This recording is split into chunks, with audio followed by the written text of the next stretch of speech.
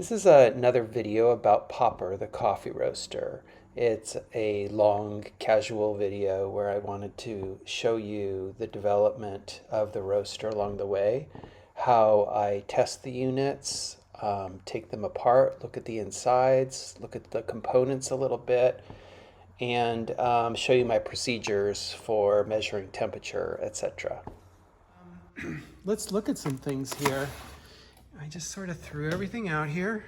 So this is the prototype unit. This is the hood of one of the prototypes that I dropped many times, and this prototype material just splinters when it falls on the ground. But as you can see, we started out with something very basic, and we had a heat and time, and it never shut off, and nobody really thought about that initially. This unit was based on the 1970s popcorn poppers that we sort of had engineers look at and try to figure it out. So this is where we started, a very handmade unit. And a lot of this, you can see all the electronics are vertical here.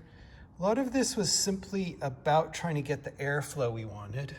Of course, it's just like a popcorn popper, the whirling type. You call that a cyclonic oven that rotates grains or whatever else you are processing.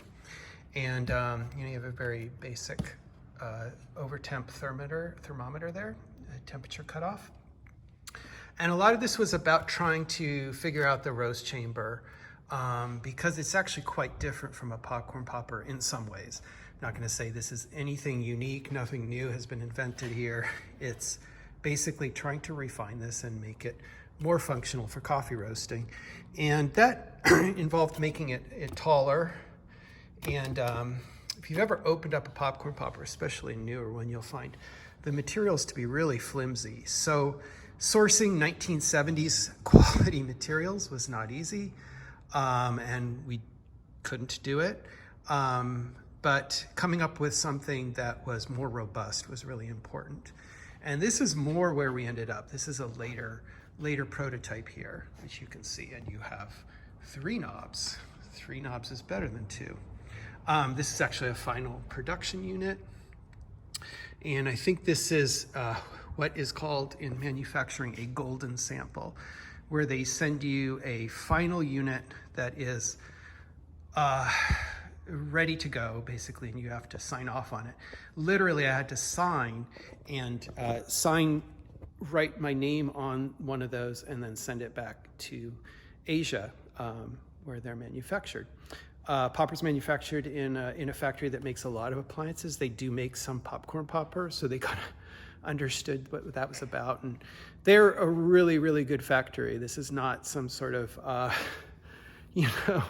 second-rate operation here. They have UL certification in the factory. We have a separate service called ITS that checks units. It's a very nicely run organization, and they actually are extremely careful. Most of the project has been trying to get them to do what I want them to do because they're so concerned with functionality, safety. Oh, there's Opal, wandering around. Okay, so what do I want to show you here today? Well, we're gonna take apart the golden sample. I think it's already been apart, I'm not sure. And this is a previous one. In fact, this is the correct plastics color that I spec'd out. It was supposed to be this nice kind of gray, and this was supposed to be gray. And when it came to producing, they just sort of forgot. I don't know what happened. But you can see little things, here, like with my units, how I mark settings for myself on them, etc. One thing that's really funny about Popper, and I didn't even realize it, is that you can't just take off the knobs. You know how a lot of appliances, you just pull off the knobs? They're actually seated behind here, so you actually have to remove the whole cover to do that. And I am not telling you to do that, by the way. I'm not telling you to remove the cover. I'm just trying to show you what I've done. And this is kind of a Frankenstein unit, a little bit scary. I've glued it back together a few times. It looks like I did a lot of testing. I can see that this was one where I was trying to find the best opening for the slots in there, in the slits in there, wondering how that affected airflow. And it turns out it affected it a lot less than I had thought. So I can also see that I was measuring for where I was drilling my probes in here. And this one I had run a probe into the housing. You can see that there. This is early on because that's a simple bare thermocouple that's just above the above where the vents are. So that's going to be a really nice beam probe. And I remember that the way I was doing that is if you actually measure from this lip down, safe measurement is 13.5 centimeters, I think I remember. And then I was using the Sweet Maria's thermocouple, which is, this is not it, it's very close. This one on this unit here, which is 53 millimeters long. Not that that's really important, but that's perfect for getting into the roast chamber. And it works on a lot of poppers too. And it's a 3 millimeter with an M6 nut, and really easy to figure out that. In fact, what I would do is you don't need to really use the lock nut because that complicates things. You'd have to take off the cover. I don't even know exactly a great way you would do that. But actually just finding a hole and sort of threading it directly into the plastic is very secure, so you wouldn't need the lock nut. And let's see, what else do we want to look at here? You know, I am not an electrician or an engineer, so I don't understand a lot of the wiring here. I think the other thing that's really kind of significant in the production was that this little screw right here and this band is what holds this thermal cutout switch. Now, a lot of popcorn poppers, people go and they modify this by bypassing this switch. Well, what I found out with some test units that were cutting off at fairly low temps and not getting dark enough, and you would hear the motor going in and out as the burners would cut out, because this would be measuring that it was over temperature. Well, actually, all you had to do was undo this screw, slide it up to the oh, let's look at this one. Do you see here how there's an indentation? You can kind of see it behind there that they made. It's flat, and when you look into the roast chamber, you see that there's this flat space, and that's the kind of range of mounting this. So what I would do is I would undo this, I would rotate this 90 degrees, which I have in here, and slide it up higher and tighten that again. Now I still had my thermal cutout protection, and yet it wasn't tripping. It wasn't coming in on my darker roast. So really easy when that was an issue with my testing units. So let's see, what else can I show you about this? I'm going to show you the disassembly, and just for fun, and I think in that we're going to get into some of these other things. So let me set up that other camera just a minute. Okay, so I've got two cameras, phone cameras going here. Hopefully, so if I miss something in one image, I'll catch it in another direction. And yeah, so transparent top, no big deal. You know, the one thing about those is that people are going to drop them and they're going to break, and you don't need the top. I mean, I love to use the glass as such. The chimney glass is great. So, you know, you've got options in case you are a butterfingers as I am. But yeah, the dropping the top is not covered by a warranty, so I'm sorry. Let's let's take a look here. Oops, I've already removed the rubber feet. I've obviously already been into this one. So there are 4 feet in here, and those are important. That's really the first thing to do. Well, here's, it's UL certified, which is fantastic. You have a serial number. I'm just going to point out all kinds of stuff. I don't know. This is where your air intake is, which is why it's important when you're roasting to not allow all your chaff to accumulate there. And you'll notice on the bottom, just FYI, there's 3 screws in here. Those are actually the mounting for the motor. So essentially, if you can see right here, those are 3 points here. Whoops, that would mount this to the bottom. So, you don't necessarily, I didn't necessarily need to, undo that every time if I was just going to go in and take a look around, see how things are running, measure something or other. Okay, then you have these 2 screws here and here, which actually mount the front plate, like the controls. Okay, so yeah, you have to undo 4 and 2. Not you, I had to undo them. And then you're sort of into the unit. And let's take a look here. Hopefully I can.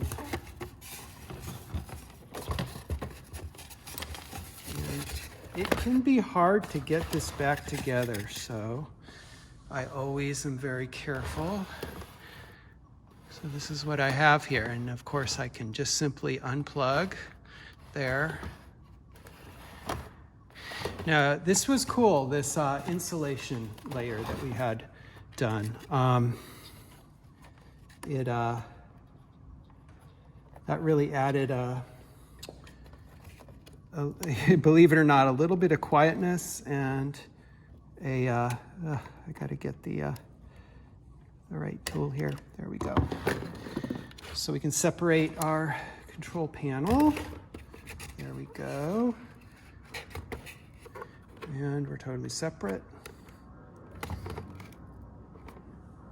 If I wanted to do something with these knobs to alter them or their look, or to put a scale on them, I'd have to take off the control panel, and then at that point, as I said, the knobs will come out, but they are trapped behind this, essentially. So they don't just pull out the front. I will put that back together later. Okay, so insulation layer was really cool, and that's something that you don't have otherwise. I think it provides a little bit of sound insulation. Looks like I damaged this a little bit in the previous. As I said, I can tell this one has been apart. So these can come off to remove this. Yeah, and there we are. And in fact, on this one, since I did drill, that was 13.5 probably was what I measured there. And so you could go 14, maybe 14.5 and get right down into there, which would be cool. And as you can see, that would correspond with right where the vents start. You can't see, right here. Right above the vents is the shelf here. And then when you drill down into here, you're into where the heating element is. So you'd be like this unit, which is a real Frankenstein. I put this sort of, this unit, I put this sort of muffler sealant on there because I couldn't find a better high, I don't know, I just wanted to trap those in there since I wasn't using anything that had a lock nut or anything. So I do want to show you the heating element in the fan, just to see how this housing, since I have it here,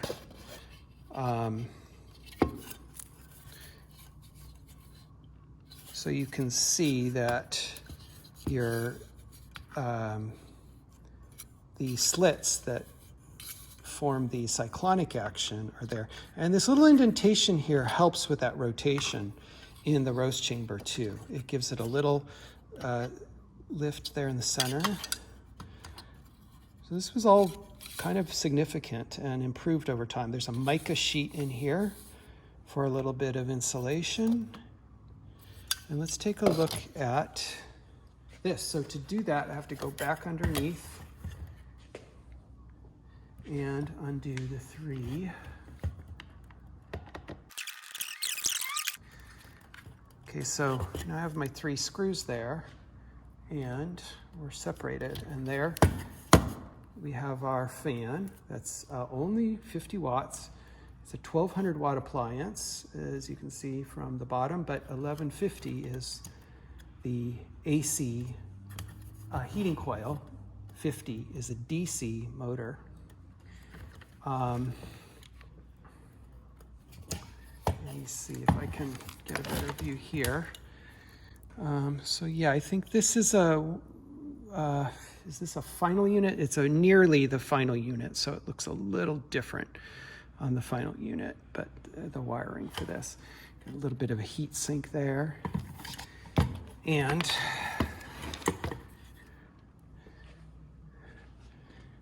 let's see, we can go ahead and detach this, but I'm going to be smart and take a photo because I always forget what I'm doing. Isn't that amazing? You can take things apart and not screw them up entirely because you can take a picture. Okay, so we had black and should mark that. Okay, so let's take a look inside here. That's I think the last thing I really wanted to show because it was important in the developing of this. So this. Okay, those are machine screws, and there we go. And, you know, I've always had to be very careful here because you've got to get this back together right. So there you go. You're free and clear on your roast chamber, your housing. There you have your fan. These little springs hold it up against there at the proper distance. And here's your fan. And it has mica sheets on either side.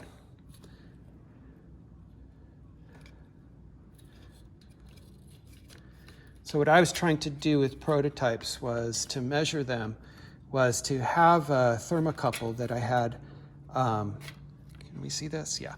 You know, right above this lip here in order to be measuring bean temperature, and then one down below before in the heat input. So that would be right, you know, in this area. And that was the one that's a little tricky because you're in you don't want to be contacting your heating coil or anything dumb like that. And, you know, sticking something in there does affect the airflow, so. Okay. Well, now I've got to put it all back together. So that's sort of what is inside your popper, and I'm just showing you this to show you, you know, part of how I've tested it. In fact, you can see all these markings here. These were 2 millimeter max slits on an original unit A. That's when they sent me 4 units. And unit D was the approved unit of those 4 when we were trying to get airflow just right. And unfortunately, you know, we had a unit that roasted 140 grams really easily, and that was so cool. I loved that. I mean, it was so powerful. And in fact, I still have that unit, and I wish I could produce that unit. It's so frustrating. But when you get to darker roasts, it had the it had the ability to throw the coffee out of the roaster, and they wouldn't produce it. They said absolutely no way. So, you know, I respect like working with a factory. You know, what you would do if you were building your own home roaster isn't what a factory can do. And I feel lucky we got what we got in terms of popper, because even this level of manual control without programs, without etc., was really hard to get it done. Something so simple, and it's counterintuitive, but you know, I hate the term idiot proofing because you can't do it. There's always an idiot who's going to win in the end. And I hate, you know, and nobody's an idiot, but people will do things with this and everything else, you know, and what can you do? And what happens is you end up just dumbing down appliances to the point where they just don't work. So that's what I was trying to avoid, and I think we did okay. And I just wish we could have produced Unit D. It was so powerful. And, you know, but it didn't cover the whole range of roast, and it did, in fact, throw coffee out into the chaff basket, which if you had really dark coffee going into chaff basket, someone's going to catch that on fire. So can't do it. But the fan has that. If you charge the fan with a little more power, you can roast more coffee in this thing. Just got to figure out a way not to throw it out, and actually know that way. It's right here. Just throw that on top of your machine. Okay, well that's like you know. Oops, that's how, you know, I create a big mess, and this is what I like to do. Thanks.